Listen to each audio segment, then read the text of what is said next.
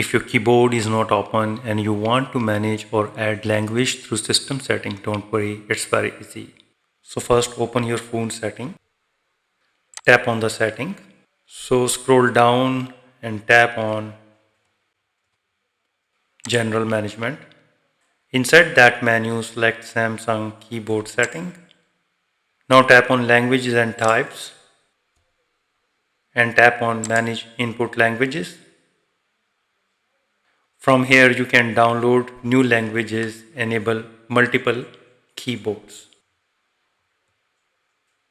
Or you can click on this search icon and type the desired language, and here you can make a download like this one. When you download the language, it will be automatically toggled on. You can toggle turn off the other language and keep the one language in your settings. This method is perfect when your keyboard is not visible on the screen and you want to full control directly from system setting.